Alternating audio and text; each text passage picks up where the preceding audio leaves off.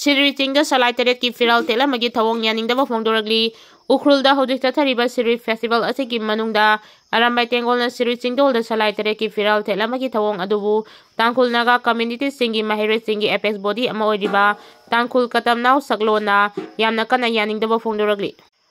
Tangkul Katam Now Saglona Tadrok Basirol Amana Hairibana Tangkul Naga Community Singna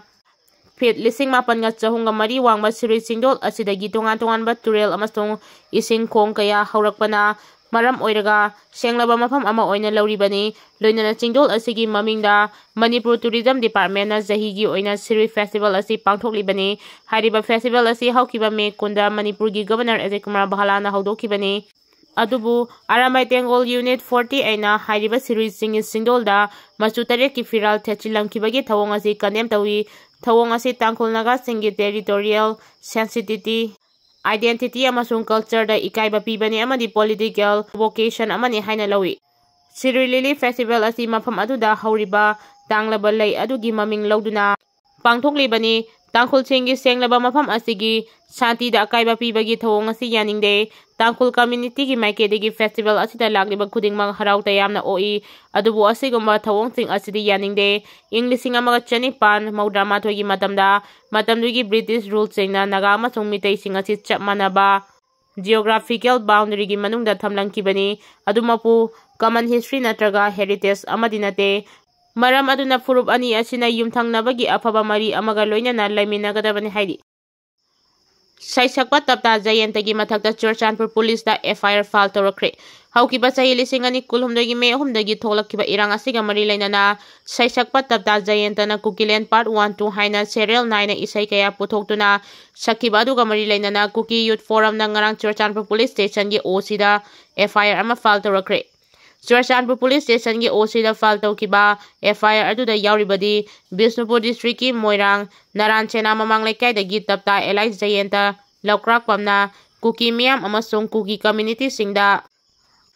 Kuki Land Part 1 2 3 4 5 6 7 8 9 10 11 12 13 14 15 16 17 18 19 20 haina mingthonduna isai oina head speech kaya public platform singda leptana chathari Singna Tapta Jayenta na IPC gi section 153A 295A amasung 505 asi violate tawduna haukiba sahi kaya asi isagi maungda Kuki Miam amasung Kuki community singda leptana chatharakiba head speech sing chathari maramaduna Singna Tapta Jayenta gi isai sing asi ben tawba yauna mahaki mathakta angoiba matik chaba thabak sing lokhatpiyu haibagi warol sing yauri Sejang Khulda gari accident thokpada miyo ani lekide miyo ani sokle Kangpopi district ki manung chana leiba Sejang Khulgi sliding point national highway 37 da gari accident thoktuna miyo ani lekidre accident thokiba gari asi Airtel company gi thabak chatpa Imphal dagi none tamna lakpa Angauba machugi Bolero camper registration number MN01AA 7075 asi ngarang nungthil phung ani rom taba matamda hariba mafam asimaktada accident thokibani hairi accident thokiba aduda khudakta gari aduda tonglakpa miyo ani soki aduga miyo ani laikhidraba miyo ani adudi Damalo Hasana chahi kuntaru apokpa Chandan Kasri kawi laifam Nagaland dagi Dimapur dagi ni amadi Gaimai Juan Kamai Sai Nimpu Manga Apokpa Laikhidraba Pantilun Kamai Kawi Longmai 4 Peaceland None District Dagini Haidi accident aduda sokiba miyo ani adu Rims Hospital da puraktuna haudik laikanari thaudo adugi matangda Kangpopi District Police ki team ama laktuna register tawkre gari adu accident thokpam adugi manang nakpa CRPF ki campus da pusinkre Gari adu accident thokpam adugi manang nakpa CRPF ki camp ta pusinkre accident thoklaba gari adu driver oriba minyoi adu makine thaudo adu karamna thokibano haibagi mari makong haudik sokpadagi laikanariba minyoi anida hangba matamda ahing athengba fawba duty chatluraga ayu anganbada chu emergency leibadagi ayu chatluraga chak chaba toklaga none romda halakpada lambida wanmanbadagi ngaihak itharubadagi steering control ngamdabadagi thokibani hairi Governor na apology taw yadana lairibasigi mayokta miyam puna Raj Bhavan da thomjinbada saruk yabiyo haina kokomina fongdoragli Thasigi Sire Lily Festival hoba numida Imphal dagi DIPR na sinduna thoram adubu coverage tौनबगीदमक पाउमी कांगबु अमा पुरगा चटकिबा MST गी बस अदु Imphal Ukhrul लंबिगी गोलताबीदा army न खामलगा गाड़ी अदुदा मणिपुर हाइना थारिबा वाहै अदु लौथोक्त्रबदी चटपा यारो हाइना अथिंबा पीखिबा थौदोक अदुगा मरी लैनना गवर्नर ना हौजिक फावबा मियाम दा एपोलोजी तौद्रिबा सिगिदमक हयेंगदगी हौना राजभवन दा थोमजिनगदौरिबा सिदा माइके गी मियाम ना सरुक याबियु हाइना कोकोमी गी कन्वेनर KH अथौबना फोंदोरगली महांगना मखाताना हाइकिबदा मियामना थौदोक अदुगा मरी लैनना मणिपुर गवर्नर ना एपोलोजी तौगदबनी हाइबा खोलावगा लोइनना मियाम हुपना गवर्नर गी गेट तमना लाकपीरगा मियाम पुना खोंजंग असि संगसिनमिनसि मसिगा लोइनना माइके दा लेबिरिबा मियामना मखोई गी लैकाई गी लंबी सिंगदा थोरक्तुना सिट इन प्रोटेस्ट मैरागी rally mass protest human chain सेमबगी खोंजंग यावना डिस्ट्रिक्ट लैरिबा मियामना मफम अदुगी DC सिंगदा संगसिनदुना गवर्नर ना थौदोक अदुगा मरी लैनना एपोलोजी तौगदबनी हाइबा डिमांड सिंग यावबा मेमोरेंडम सिंग सबमिट तौबियु लोइनना मियामना मथौ ताबा थबक सिंगिदमक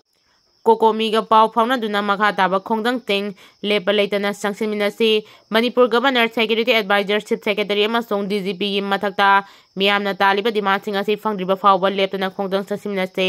इंडिया गवर्नमेंट की माइकेदगी सु थौदोक असि मतौ करमना थोकिबनो हाइबगी चप चाबा explanation ama miyamda pigedabani thaudo aduga mari leinana lauthokiba enquiry commission adu chanaba yar haina fondoki Paomi kunmathoi amadi official ahunga loinana mioi kunmarina shabatim ama Sire festival loisinbagi paulongna bangasi ukrul pangkre